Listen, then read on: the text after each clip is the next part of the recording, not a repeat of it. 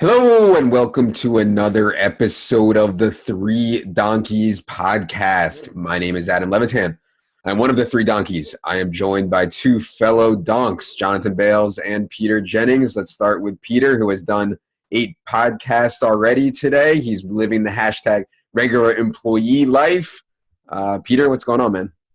Yeah, for the first time, I'm actually sitting during this podcast. I always try to stand, but been a lot of standing and a lot of podcasts today. So I'm sitting for this, enjoying a nice mango LaCroix, nice drink here, and finally not tilted, which I was all of Sunday night and even into yesterday. Yesterday, the tilt from Sunday carried into Monday, which normally doesn't happen. So finally feeling a little bit better. Happy to be here with you boys. And we'll get into why he's tilting in a second. Keep in mind that classic Peter is tilting his face off, even though he had like 170 in cash on DK, won the 3-man, won the 4-man, probably won like 99% of his head-to-heads on DK. But we'll get into that in a minute. Bales, what's going on, man? Not much, dude. Yeah, I know why. I know why Peter's tilting. It's I think he did. I think he did well in the week. So. I don't think he made too much of a mistake or crazy reason to tilt, but doing well, man. I just got back from New York today. First thing I did was order massive amount of Thai food on Grubhub, so the refrigerator is stocked with curry, so much curry, 5 things of curry. Feeling good. Isn't curry Indian food, not Thai? It's both. They're different types of curry. Okay. We need to get into better Grubhub strat because I find that when I order, the quality of food is just so much worse to the point where I almost don't even want it. Like it's like gets here so late. You know what I mean? No, I don't. You need. I know what you mean, I guess, but you need to know the places to order and then the things to order and then how to eat them. So like today I ordered mostly chicken and beef, but 1 shrimp, and I ate the shrimp immediately. If you order like, say like a banh mi or something like that, you eat that right away. That's not as good to heat up. So there's like a really defined strategy with this, man. All right, let's get into the tilt. Peter, tell the people what happened. Well, first off, my cash game team won 100% of head-to-heads this week. It also won the 3-man. It also won the 4-man. And would have won a freaking seat on DraftKings if I put it in the black free roll. That's obviously not super tilting. The real tilting thing is that Tommy G did win that thing. So Tommy, does like 105 victory laps on Twitter after winning. So that's, salt in the wound. But that wasn't objectively a mistake. Potentially not throwing the team, which I knew was going to be contrarian since I had Kamara and Cash in the mega queue. Which I had at one point, and then I moved out of it just to be a little bit more contrarian. Might have been a mistake, but the real mistake and why I was on Epic Tilt with 2 minutes to go, one of my best teams was a Jared Goff stack in the Mega Q. I swapped off Hyde to Jimmy Graham, fearful that all these teams with these stacks in the Chiefs-Cowboys game would catch me. I needed a double touchdown kind of guy that could have kept me, alive in the queue. I had Zeke and basically Hyde or Jimmy Graham. And I left Hyde and everything else and switched Jimmy Graham in the queue. And, of course, Hyde does it really well, gets 9 catches, and Jimmy Graham does not get there. The Hyde team would have easily won the queue.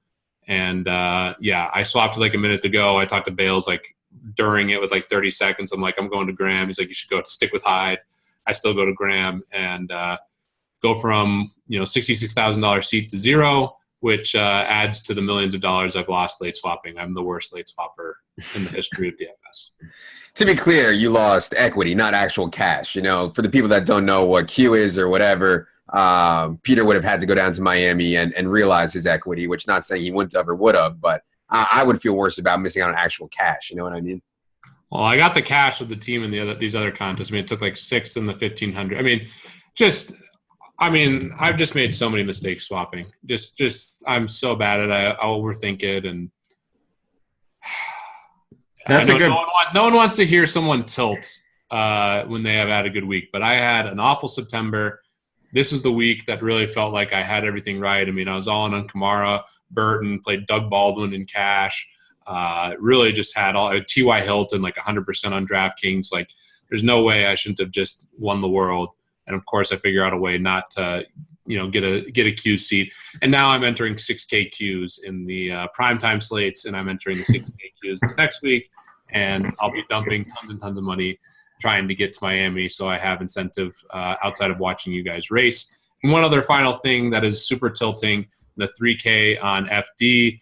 I took second, which was sweet. Good prize there. But the guy in front of me took first for $75,000 with Leonard Fournette. So that was another kind of tilting sequence. Leonard Fournette, of course, was ruled out about 90 minutes before kick. And for those of you guys that think, at high stakes, there is no mistakes. At high stakes, everybody's super sharp. I think that, like, what I've seen in poker, and I think in DFS too, is like where there are no mistakes, where there are really tough games, is at like the grinding levels. So I think like, people that are grinding really hard, like kind of people playing, I guess, similar stakes to me, like 20 to 215. I think there's a lot of like grinders in there, like really trying hard. At the nosebleed stakes, of course, you're going to find a lot of really sharp people, but like a rich business guy who doesn't really care, isn't following news, playing a 3K, playing a 10K, he's like, whatever, I'll just throw 3K at this, and that's how he ends up with Leonard Fournette. You know what I mean? So I don't know if you guys would agree, but I would think you wouldn't see that at like the 215 level, where you might be more likely to see it at 3K or 10K. Yeah, I actually think this is a helpful thing in general, just with what I've noticed in DFS and in gambling. I do think it's possible to see this mistake at any level, but people who think like the super high stakes like are way, way harder. It's true in certain contests. Like if you play like a 1K double up or like the 2K double up on DraftKings, I mean, the cash line's consistently way higher, and overall it's like a lot of pros and the best players. So there are situations where the super high stakes are way, way tougher, but you'll see some of the worst lineups you'll ever see in like high stakes head to heads or these high stakes tournaments or high stakes leagues. But people who are just rich and, that's the unit that they need to, have fun. That's where you oftentimes see just egregious mistakes. And that's one of the nice things if, you can find those people. And I think there's certainly an edge still in DFS if people are playing Leonard Fournette in $3,000 tournaments. You see it in poker too, like 5-10 no limit, 10 and a quarter no limit are really tough games now. But if you start playing, like these crazy 200, 400 no limit, that's when you get like Bill Perkins, who, I think plays reasonably at this point, but, is nowhere near a serious player. So you get stuff like that at the absolute nosebleed stakes. Anyways, Bales, how did your DFS week go? Overall, it was not that great. Similar situation to Peter, where you brought up a good point about like the difference between actually losing cash and Peter said that he like felt like he lost because he lost equity, and sometimes you do feel like that, and I felt that maybe this was one of those weeks for me where I had a ton of equity and probably did better in picking players than the profit for me showed, so didn't do that well overall. I did get super lucky to win a King of the Beach on DraftKings seat. I guess it is. It's a 180 man like online tournament in a few weeks, and then the top 50 go to Key West for a live final. So I won that and thought I had lost it, and I won. I feel bad for whoever dropped, but he had the Seahawks D, so he lost on the late Redskins touchdown. It was kind of sick, but so that's good. So I'll be in the in that 180 man, and not sure exactly how to approach that one. It's almost like a 50-50. I mean, or a triple up, right? Like 50 out of 180. Yeah, sort of, but yeah.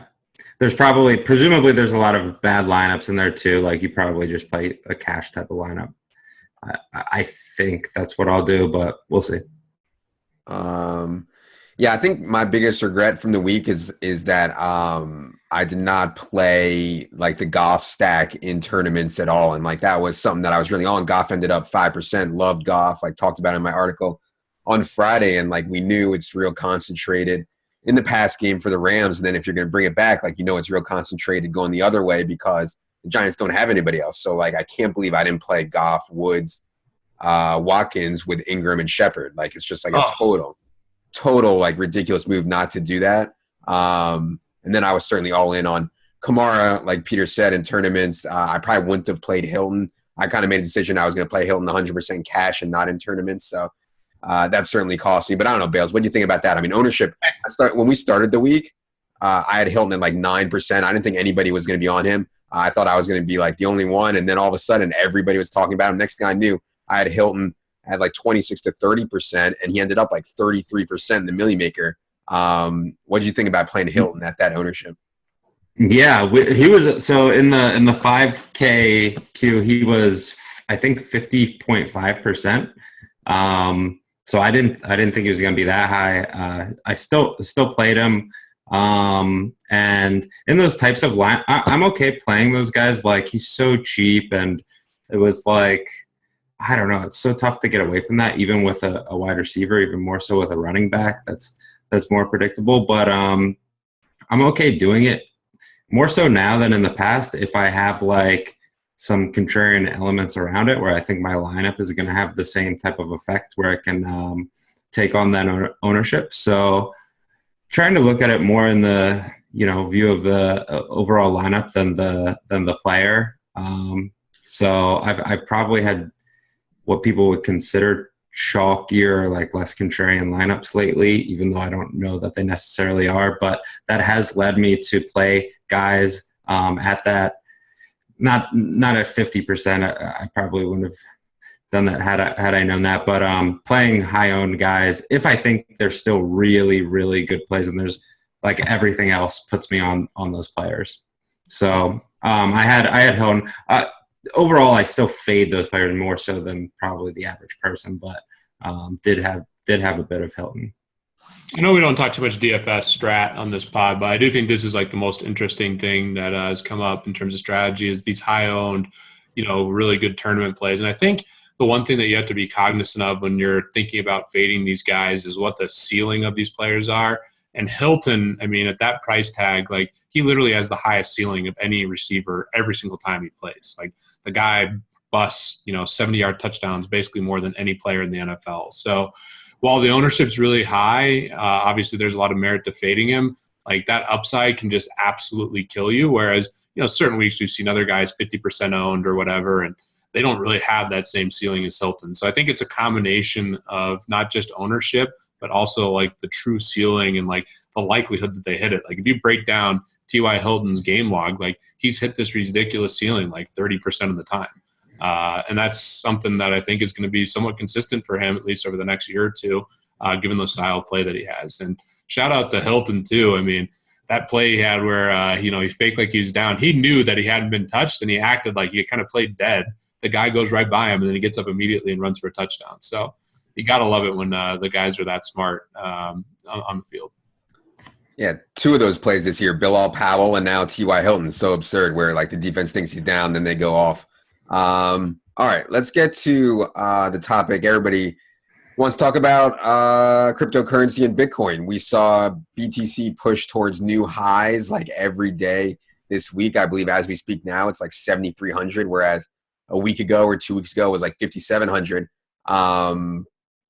What I want to talk about, and I hope Peter Bales has an answer here, is strat around the upcoming fork. We are certainly not BTC experts, but Bales, do we have any strat with this SegWit 2x hard fork that's coming up on November 16th? What are you doing with your Bitcoin? Are you leaving it on exchanges so that you can get the whatever it is, I forget what its name is, or are you keeping it in Trezor or whatever?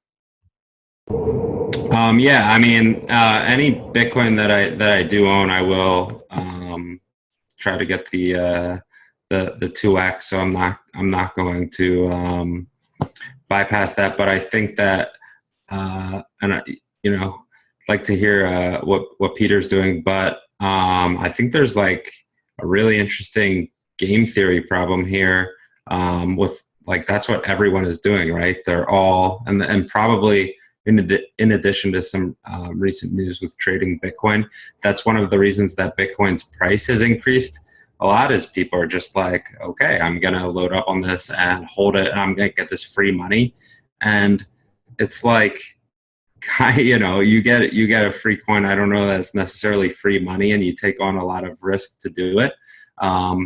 So I actually don't know that I'm going to have as much Bitcoin as I have in the past going into the fork.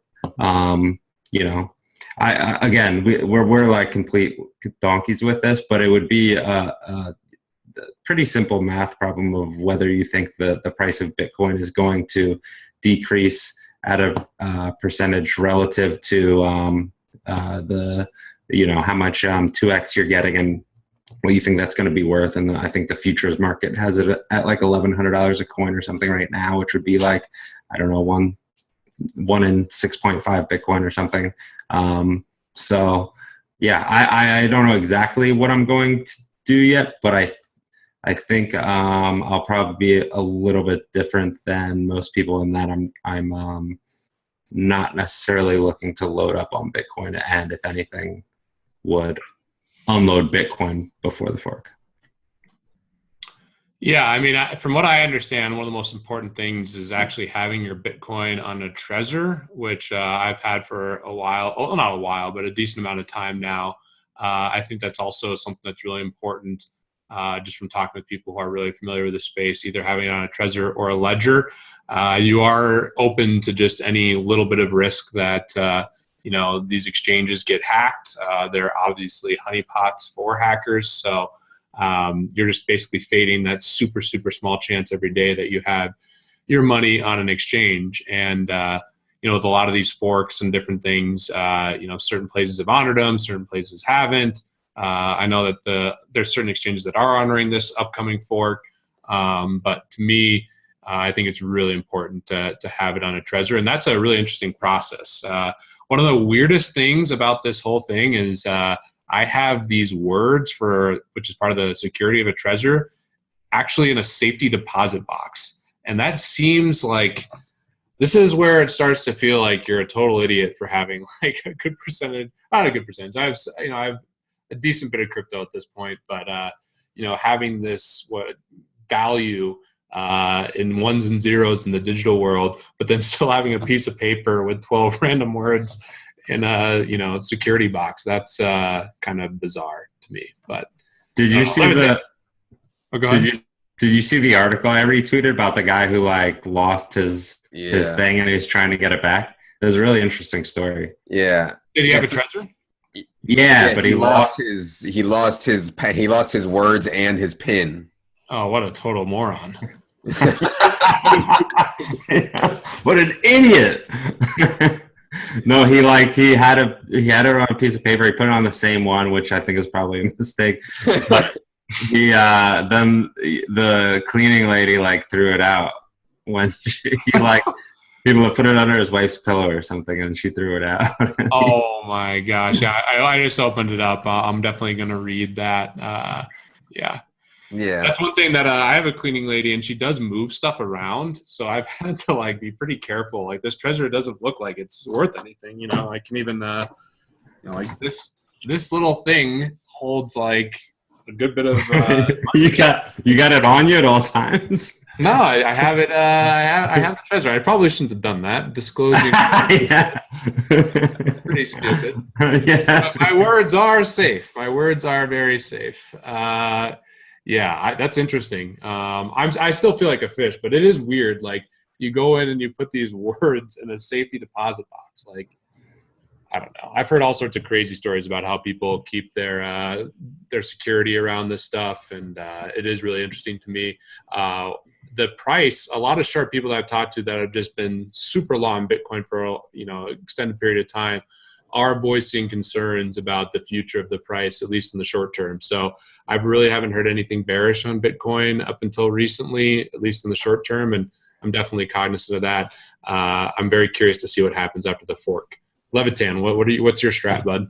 Yeah, I was thinking about selling almost all of my Bitcoin before the fork for cash in anticipation. Not that I'm worried about hack or anything like that. In anticipation of the price going down, and then just like once it gets to some point, just buy it all back up at a lower price. I think I'm relatively confident the price is going to go down, but like I don't really know, right? So that's kind of dangerous because I don't know exactly what the bottom is going to be. I don't know if it's going to go down for sure. So I'm going to read more about it before the 16th. But yeah, I mean, I don't know. What do you think about that, Bales? Like selling for cash and then buying back up if it goes down? Yeah, I mean that's pretty much. I'm gonna move it probably into other crypto coins, but I think I'll just trade it. But yeah, I have the same sort of philosophy where I think that it's just like even if you're like even if our assessment is wrong, I think there's a way greater chance that it plummets. And by plummets, I mean it like cuts in half or like goes to 4K or whatever, than it does the same in the opposite direction. Like I just don't think it's likely that happens. So I'd rather, if I'm slightly wrong, that's okay. But I think there's a much larger chance that if you hold your Bitcoin, you're really wrong, and it really tanks in the next few weeks. Long term, still very bullish on Bitcoin. So if you're just one who is buying it and holding it, which I think is for almost everybody the best strategy, then I mean that's what you should continue to do probably. I hope it dips. I'm going to hold, by the way, but I'm hoping that there's more opportunities down the road to get in at different prices and whatnot. And I shouldn't say I hope it dips like hard, but I do think there's just for the longevity of this. I mean, it's just been straight up recently. I think a correction is certainly in play. All right, let's move on to some business stuff. Bales said he was going to New York. Bales is living the hashtag regular employee life. Why don't we talk a little bit about how working with the new company has been going, the acquisition. Bales, I don't know if you can reveal what you've been doing in New York, but why don't you just talk a little bit about how it's been going?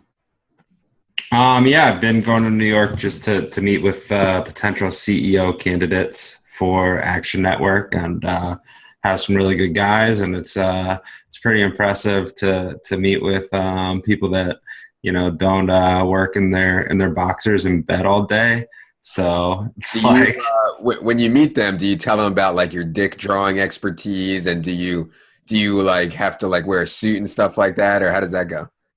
No, I'm not. I haven't worn any suits, but no, I've been laying it all on the table for them. So it's really interesting because they're trying to get hired, right, and meeting with the founders and stuff, and they're amazing guys and like way more experience and smarter in business and everything than I am, but they're trying to like, I don't know if they're trying to impress me or what, who knows, but like if they get hired, then they're our boss technically, right? So it's like a really weird type of thing, but the people I've met with have been amazing. So no matter what happens, I think it's going to be really cool, and we'll have like a legitimate CEO running Action Network soon.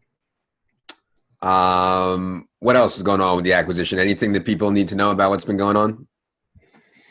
I mean,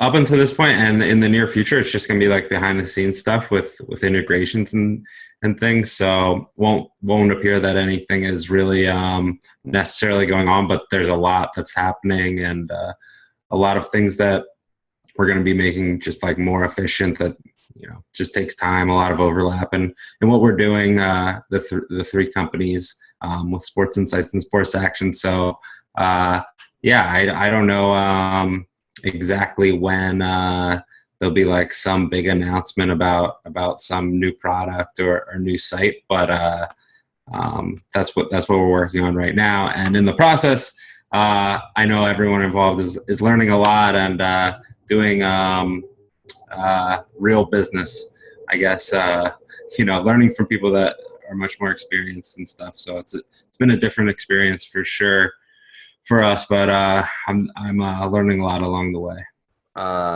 Do you think you'll ever be back in WeWork again? Because you rented this office with me, and you have been twice, I believe. We've had it since August. So what's that? August, September, October, 4 months. Bales has been there twice. I've been going, 3, 4 times a week. What is the chances you ever go to WeWork again? I think I've been there maybe like 3 or 4 times.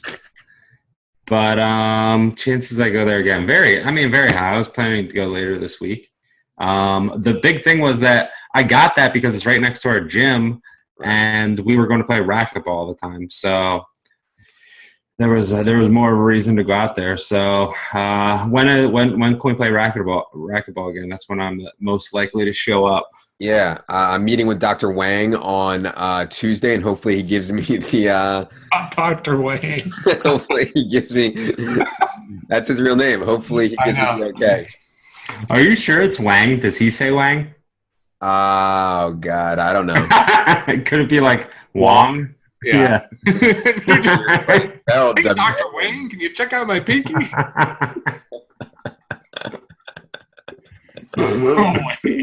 Yeah, I don't know, Levitan. We better look this one up. Yeah. You better listen to how other people are addressing him before. Hey, Dr. Wang again.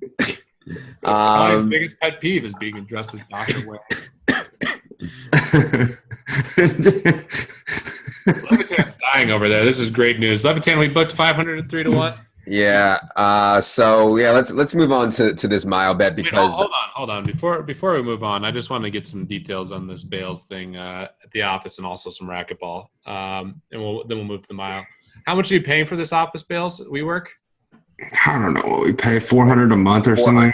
About 400. Never mind. I was going to try to go after Bales. That's not that. I mean, obviously that's a significant amount of money, but it's not insanely expensive. Nah, it's not super egregious. I could now rich. I was going to give one of those. There's also a WeWork literally right next to where this office that we have is 10 minutes from where Bales lives, but there's one like outside his door that he could also go to. Yeah, like I can like see it when I walk out. Basically, you can go to any WeWork. I don't know exactly. I think I can only work in like the common area at that one. I don't know, but no, you can get a desk. You can get a group desk. Really? Yeah. Yeah. I mean, I'll probably just stay in bed, but. Yeah. So I can't shake this cough. I've had this cough since Monday. Obviously not good for my mild training, but someone we do know is training is BA because he tweeted yesterday that something to the effect of like, boys, it's way harder on a track. Somewhat not a direct tweet, but suggests that he has run both on a treadmill and on a track, which I'm fairly certain is more than both me and Bales can say. So at this point, Bales, how big of a favorite is BA? He's such a big favorite. It's not good. Plus, he's running on the like that's right. He's running on the track that we're competing on, right? I don't know. I don't know if that's it. I didn't want to.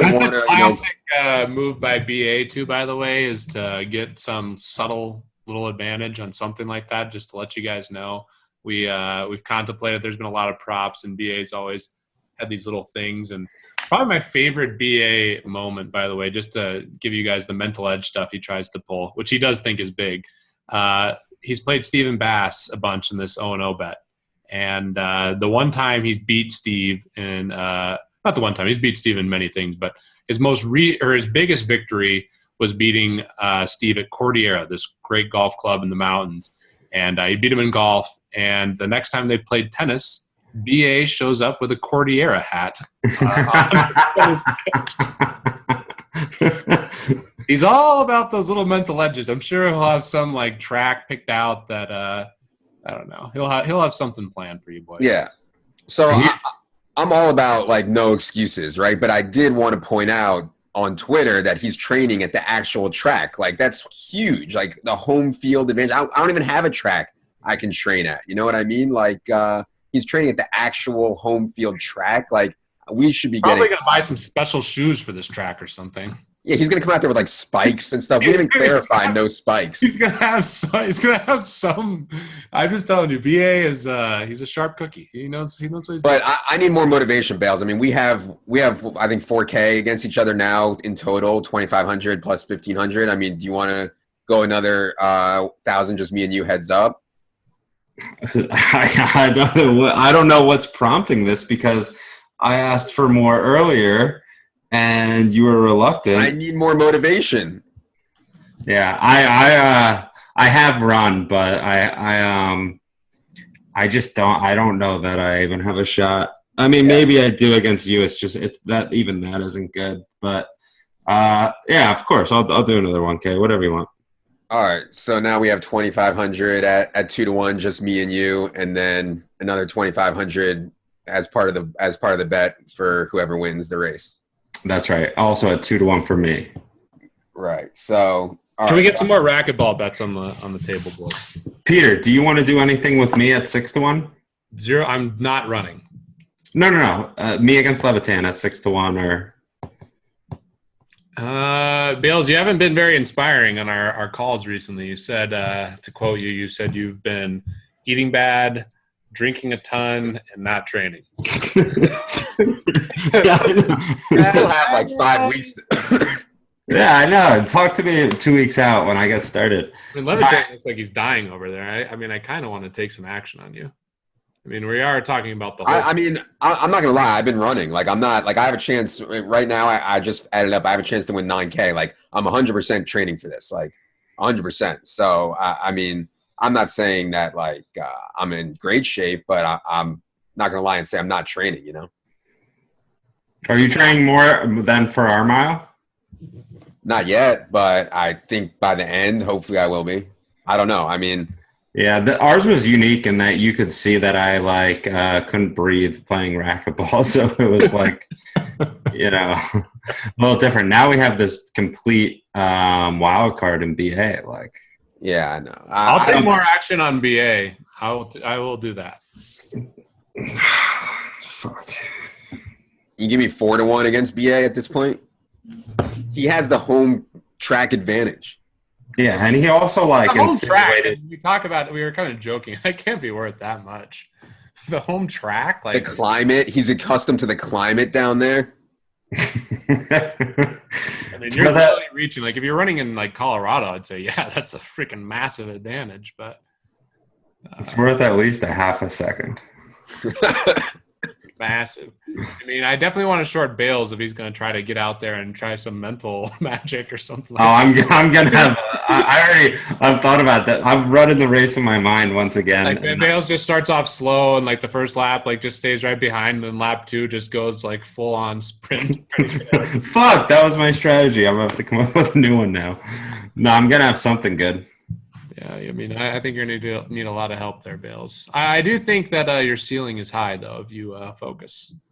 It's not that high, and that it's different than the lifting, but we'll see. Yeah, I mean, one thing about the hashtag corporate life, there's the really big positive is there's so much opportunity to learn. These guys have had a ton of success with other businesses, and it's really fun. The biggest downside right now is just all the coordination, and that does mean a lot of calls and meetings for Bales and I. Especially Bales. So, Levitan, that's pretty good news for you, buddy. Yeah.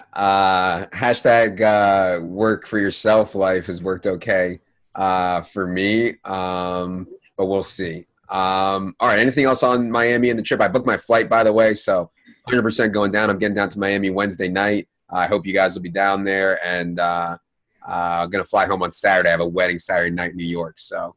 I'm going for sure, trying to get a seat. I'm going to go bankrupt. So you guys might have to be buying the meals and drinks when I'm there. If I win the race on Friday, I'm happy to buy everybody everything on Friday night. I'm not going to go full Aguiar at like the club or whatever, but I'm happy to at least buy dinner if I can win this race by some miracle of God. By the way, that's something that all my friends do. This is like common gambling etiquette, I feel like. Whoever wins the big bets, whoever the big winner is, should always buy the celebratory meal. Don't you guys agree? Yeah, I agree. Obviously. Yeah. All right. Don't be a fish out there and like make someone else pay after you win all the money. Peter, you sent me $15 for this. What the fuck? Yeah, I sent you $50. Oh my god, we like never settle, anything until it's. Yeah, I've owed you like a 5-figure amount for like months. I forgot to check when we went to Vegas, but. getting the $15 and Yeah, give me that $15. Well, let's talk about what that's for. No, do not talk about No, it. you can talk about it. I'll have it bought by the time this is out. I will be. We are. Oh yeah, I guess I get 5K That's fine.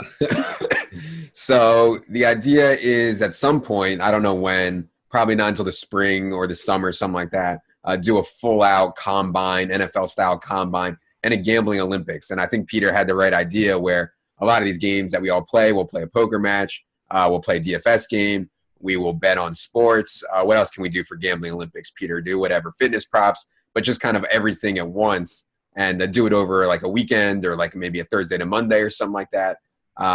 And do it and kind of document it on this domain that we just bought, or Bales just bought, and Peter sent him $15 for gamblingolympics.com. Is that the right idea, Peter? That is the right idea. It's one of my favorite things. I've done the Gambling Olympics before. We'll have to have Empire Maker on this podcast at some point. But we didn't really have a name or anything. We just set up, like, we played DFS. We did a sports bet. We played one-on-one basketball, racquetball.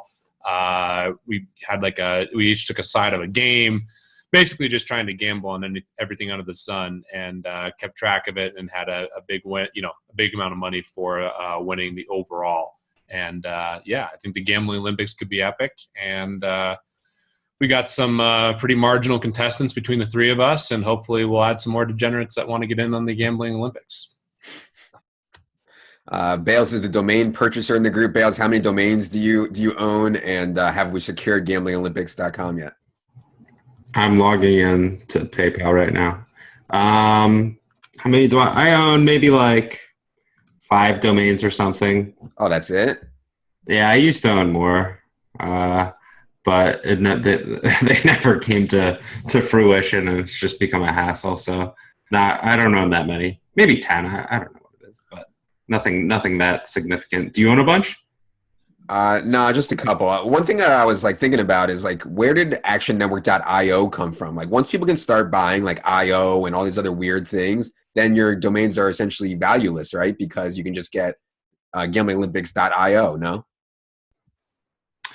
Yeah, I mean, you can. I think that is becoming less relevant now with the way that traffic flows to sites is, it's especially for certain sites really through social and links, and people either don't care what it is or don't even see it because it's like a tiny URL type of thing. So I think it matters less than it did. The search engines still value a .com, but not as much as they used to. They value more just updating content and being a really valuable site. So yeah, I do think that will probably change in the future, but there's still a huge advantage out. It's like comparing Bitcoin to Dash or something, it's still a huge edge for a .com.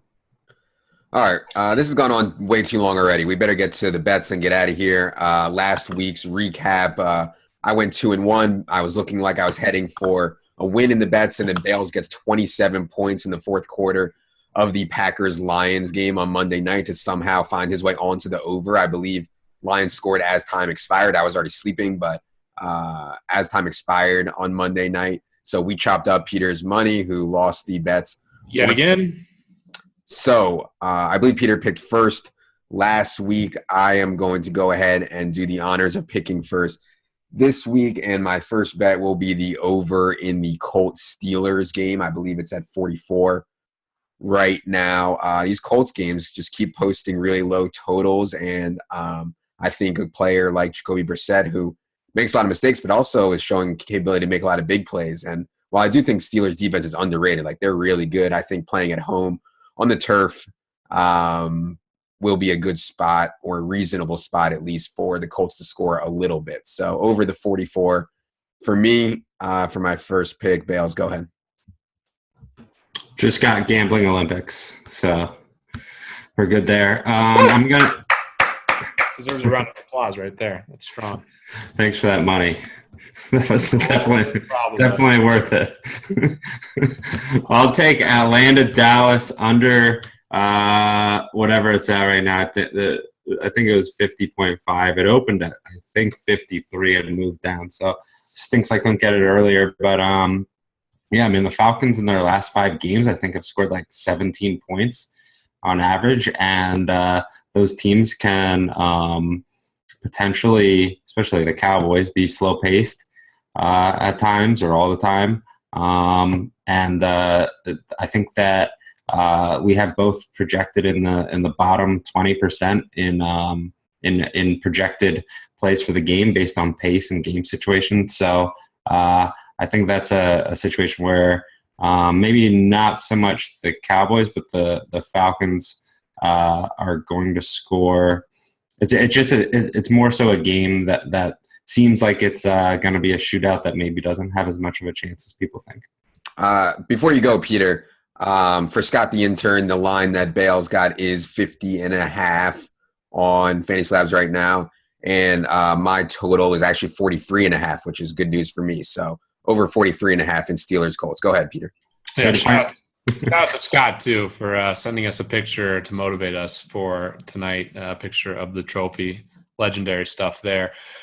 This one's weird to me, and I don't know if this is real. Well, every pick I make is a total donkey pick. You can do well just doing the opposite of what I do. So if you're paying attention at home, you've already realized that.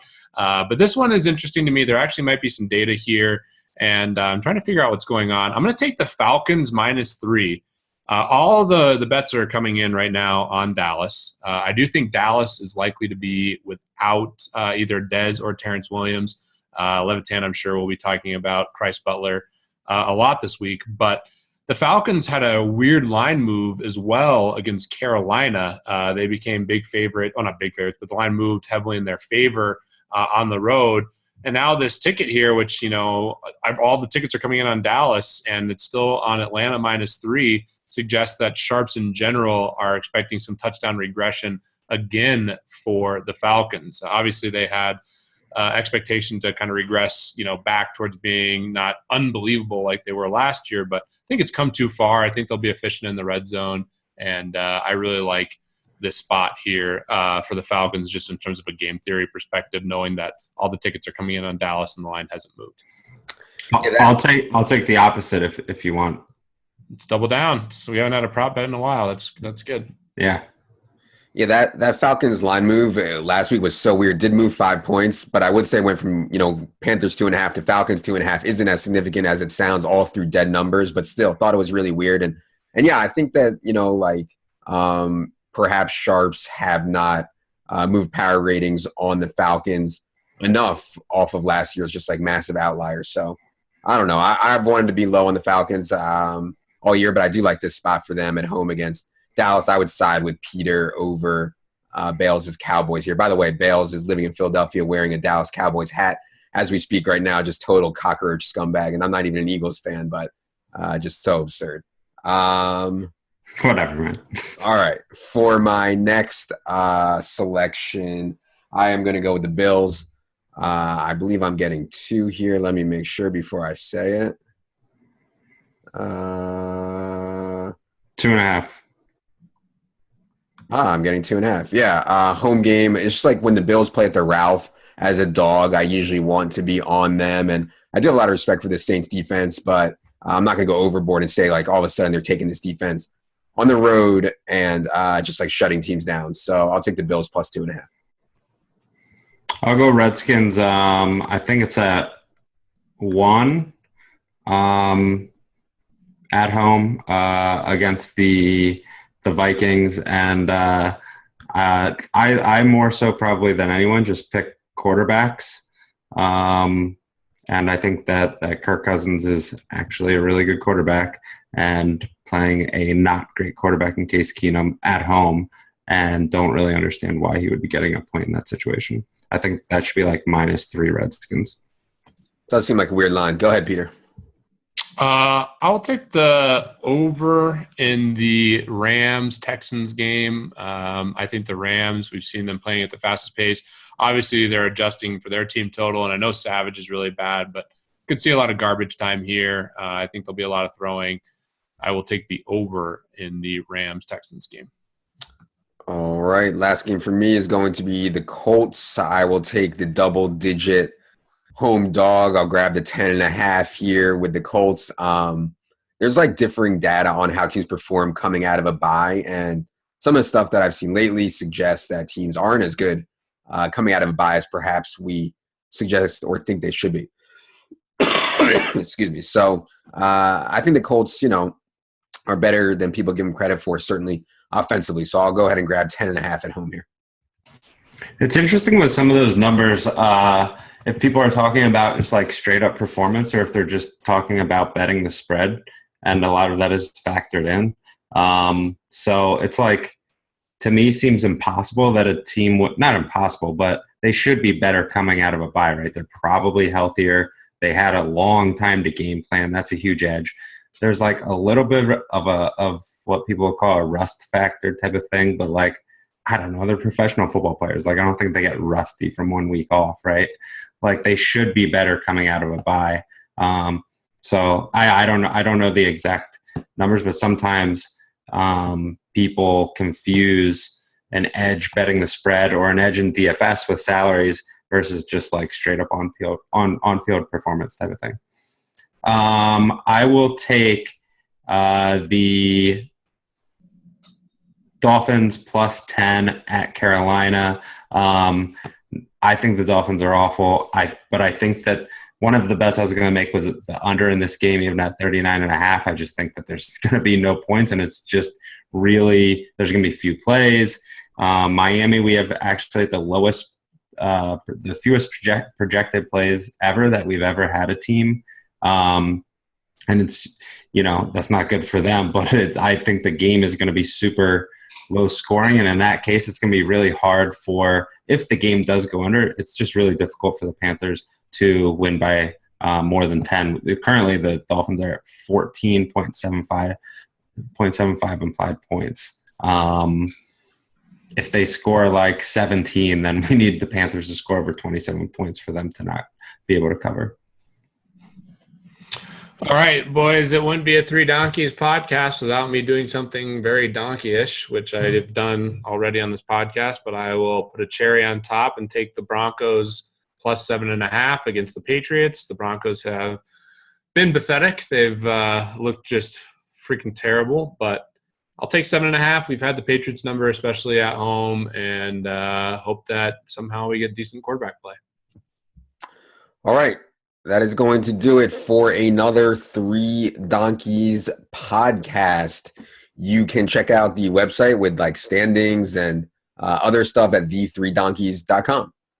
For myself, for Bales, for Peter, for Jerry, Full Spread Eagle back there on the couch, I am Adam. Good luck, everybody.